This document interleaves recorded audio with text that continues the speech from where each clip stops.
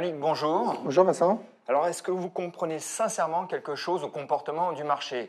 Fin d'année dernière, il était complètement déprimé, et puis là, c'est l'euphorie, puisque les indices actions ont rebondi de 10% depuis le 1er janvier. Faisons un petit retour en arrière, si vous le voulez. En décembre, c'était la panique.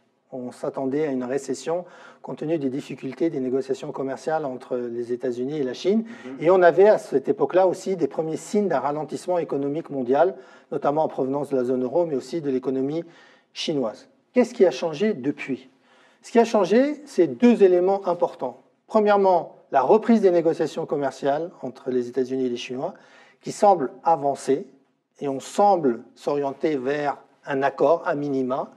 Mais le deuxième élément le plus important, c'est le changement de discours des banques centrales, et notamment la Banque centrale américaine, qui se dit aujourd'hui être patiente et attendre l'évolution de l'économie pour prendre une position sur un relèvement ou pas à venir des taux d'intérêt. Donc le marché se dit finalement, plus de peur que de mal, et on va repartir comme en 40? Non, le marché se dit, nous avions peur des banques centrales parce qu'elles étaient dans une politique de normalisation et de relèvement des taux. Aujourd'hui, elles changent ce discours-là, elles se disent prêtes à attendre, et donc on n'a plus cette crainte d'un relèvement des taux à venir. Et donc ça devrait permettre d'être un élément important pour soutenir la reprise économique à venir, puisque les derniers chiffres qu'on a eus étaient quand même décevants, et je l'ai déjà mentionné, Chine et zone euro.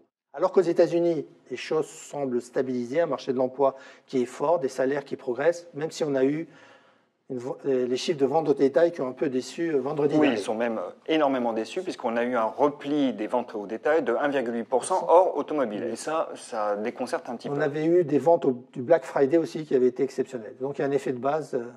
Ils auraient été négatifs sans ce Black Friday, mais un peu moins prononcé. Alors, j'aimerais qu'on revienne justement sur ce changement de ton, particulièrement de la Réserve fédérale des États-Unis, parce qu'il interroge un peu. Alors certes, le marché se trouve rassuré, parce qu'il se dit finalement les banques centrales sont toujours au soutien, que ce soit la Fed ou la Banque centrale européenne, puisqu'on évoque un LTRO, une nouvelle opération de politique monétaire accommodante. Très bien, mais la question c'est, qu'est-ce qu'elles ont vu qui les fait justement changer de pied? Et notamment la Fed, parce que ça interroge. La Fed, c'est celle qui interroge le plus, bien évidemment. Ce qu'elles ont vu, je pense, c'est déjà que l'inflation ne repartait pas, et c'est un objectif quand même aussi des banquiers centraux. Malgré le redressement économique qu'on avait eu en 2018, la progression des salaires, l'inflation ne repartait pas. Et avec le ralentissement chinois qui se mettait en place, je pense qu'elles y ont vu un risque de retour de la déflation. Donc pour couper court à tout cela, elles se sont dit, il vaut mieux qu'on patiente, laissons voir comment l'économie chinoise va réagir, parce que l'économie chinoise, c'est quand même la deuxième économie du monde, et elle a un impact considérable sur l'économie mondiale, impactée très fortement par les négociations commerciales et surtout par la remontée des tarifs douaniers. On l'a vu, ça a été instantané, même si ce n'est pas la cause principale.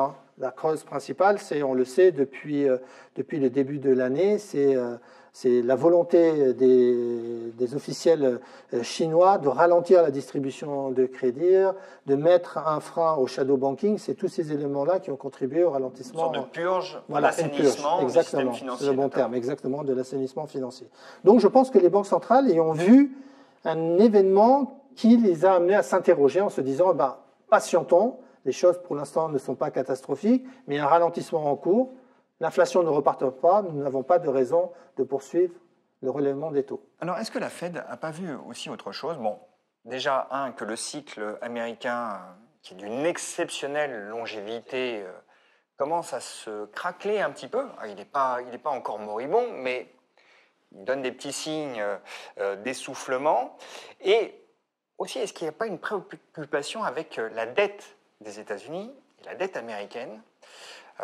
On a un niveau d'endettement, que ce soit privé ou public, inouï, des déficits qui se creusent. Et ça c'est un point que je souligne assez fréquemment, mais la dette privée américaine, l'investment grade, est particulièrement décentrée et assez proche des junk bonds. Ça c'est le gros risque. C'est le gros risque, et est-ce que le fait que justement, on ait des craintes sur le ralentissement, risque pas de faire basculer toute une partie de ces émetteurs en junk bonds, et là, ça serait une sacrée catastrophe pour le marché.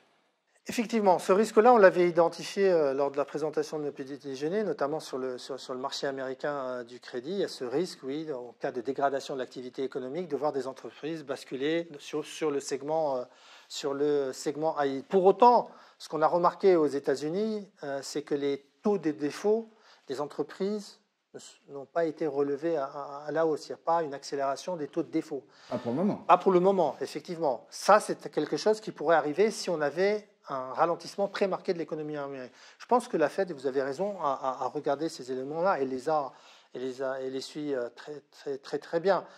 Et il y a le problème aussi de l'accroissement de la dette américaine en cas de relèvement de taux qui pourrait poser bien sûr un problème de financement de cette dette avec des émissions à venir qui deviennent de plus en plus importantes.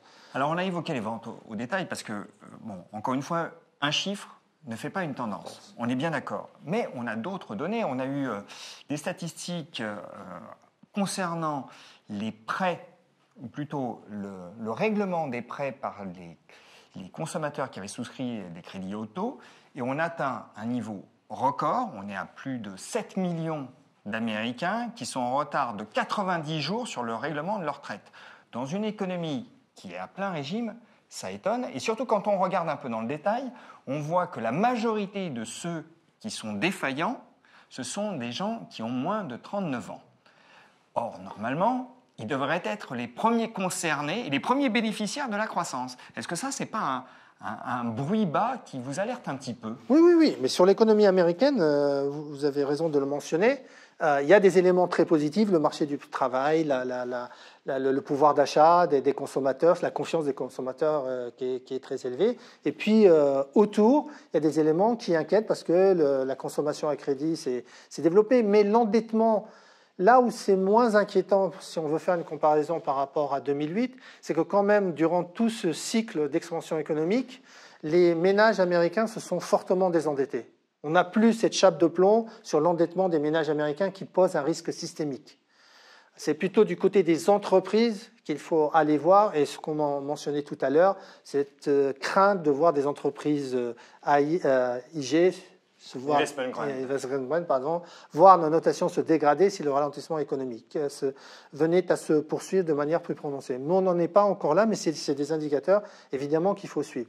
Ce qui est le plus marquant dans ce qu'on vit à l'heure actuelle, c'est que nous sommes dans une situation économique de ralentissement, nous sommes dans une situation où les bénéfices des entreprises sont revus à la baisse, et on a un marché des actions qui progresse. Ça nous rappelle l'époque 2015-2016. C'est-à-dire que, comme je disais tout à l'heure, le marché anticipe, se dit c'est pas grave, je suis prêt à acheter le marché parce que les banques centrales s'arrêtent aujourd'hui de normaliser leur politique monétaire, les taux vont rester bas, les Chinois sont en train de reflater leur économie, donc j'ai un espoir que les choses s'améliorent et donc que la croissance reparte et donc que les bénéfices à venir des entreprises s'améliorent. Mais est-ce que ce n'est pas un calcul un peu myope puisque les banques centrales ont certes assurer de leur soutien les marchés, très bien, mais est-ce qu'elles ont encore de véritables marges de manœuvre?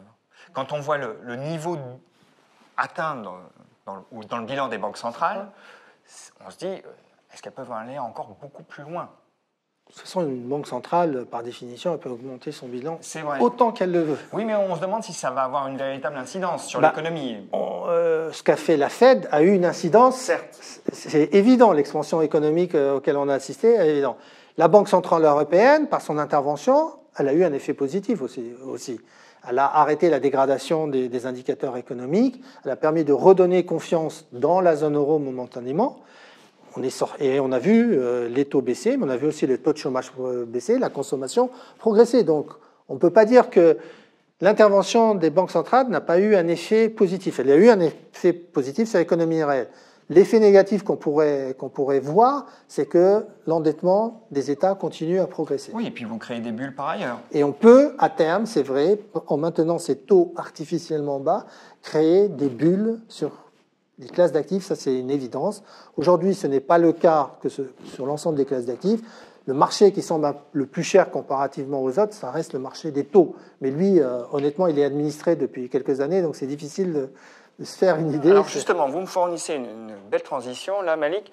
Sur le marché des taux américains, on a le 5 ans, dont le taux est inférieur à celui du 2 ans. C'est ce qu'on appelle une inversion de la courbe des taux. Oui. Elle est modique. Vous allez me dire que là, c'est le trait, c'est l'épaisseur du trait. Très bien. Mais enfin, on n'a tout de même plus vraiment de spread entre les deux. Oui. Est-ce que ça vous alerte pas? Alors, très honnêtement, l'inversion de la courbe de taux, c'est pas l'inversion elle-même qui est un indicateur d'une récession à venir. C'est en fait les banques centrales et la façon dont elles réagissent.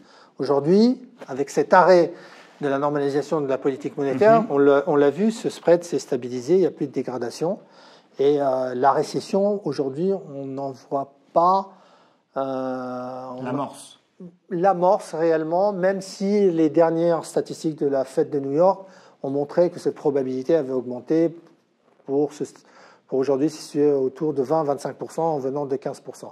Mais quand vous avez un marché du travail aussi fort, une consommation aussi forte, des investissements qui se maintiennent, même s'ils n'ont pas accéléré, mais qui ne se dégradent pas, il n'y a pas l'amorce d'une récession à venir pour le moment. Ça sera peut-être... Donc pour vous, en tout cas, l'inquiétude, elle ne se situe pas là. S'il doit y en avoir une... 2020 peut-être, mais pas en 2019. Pas immédiatement. Sauf s'il y avait un événement extérieur qu'on ne peut pas anticiper. Cependant, dans vos allocations, vous restez assez sous-pondéré en action aujourd'hui. Par rapport à la moyenne historique, oui, tout à fait. Ce qui dénote une certaine prudence, circonspection. Oui. Donc, qu'est-ce qui vous rend aussi prudent, compte tenu de tout ce qu'on vient de dire? La rapidité avec laquelle la hausse s'est faite, sachant qu'elle ne s'est pas faite par un retour de flux. En fait, ce qui s'est passé, c'est que les marchés ont progressé parce que les gens étaient couverts, et c'est un rachat de couverture. Les gens s'étaient couverts contre une correction à venir des marchés, mais on n'a pas vu de retour de flux vers les classes d'actifs à action. On a toujours de la décollecte aux États-Unis. La seule classe d'actifs qui a vu sa collecte continuer à progresser, c'est les actifs émergents, que ce soit en action et en dette. Et sur la zone européenne, depuis la semaine dernière, on a vu pour la première fois un solde positif sur les flux, alors qu'on avait connu 49 semaines de décollecte. Donc aujourd'hui, pour qu'on devienne beaucoup plus positif sur les marchés actions, même si au niveau des valorisations, on considère qu'il n'y a pas un excès de valorisation, il faudrait qu'on ait des statistiques économiques qui s'améliorent, parce qu'on ne peut pas continuer à monter, même si on a l'exemple de 2015-2016, mais ça s'est mal terminé, comme vous le savez, au cours de l'été. On ne peut pas continuer à progresser aussi fortement alors que les statistiques économiques ne s'améliorent pas et que les bénéfices des entreprises, en tout cas les révisions baissières, ne s'arrêtent plus. Et c'est ce qu'on a depuis ce début d'année. Ce qu'on a eu très honnêtement depuis le début d'année, c'est on avait baissé trop fortement, on avait eu un gap de valorisation, on ne s'était jamais vu dans l'histoire. On avait 6 points de baisse en un mois, le S&P était passé de 20 à 14, le marché européen de 15 à 11, et on a clôturé ce gap parce que les résultats qui ont été présentés n'étaient pas aussi catastrophiques qu'anticipés. Alors, il nous reste peu de temps, Malik, mais j'aimerais qu'on aborde la question de la valorisation, parce qu'aujourd'hui, en Europe, je parle souvent de contrôle, on est à un PE de 12,5. Bon, c'est correct, quoi. C'est correct, ça donne même plutôt envie d'y aller, on se dit, il n'y a pas trop de risques. Pour autant, vous demeurez prudent. Est-ce que finalement, le principal risque pour vous, il n'est pas avant tout de nature politique? Oui, il y a une prime de risque politique sur la zone européenne qui est énorme, et ce qui explique la différence de valorisation avec les marchés américains. Elle n'a jamais été aussi élevée parce que les étrangers ont du mal à croire à cette zone euro. À chaque fois que les choses semblent s'améliorer, il y a un événement qui vient pour éliminer ce retour de confiance. Ça a été l'Italie avec la présentation du budget. Aujourd'hui, c'est l'Allemagne qui a des problèmes de croissance.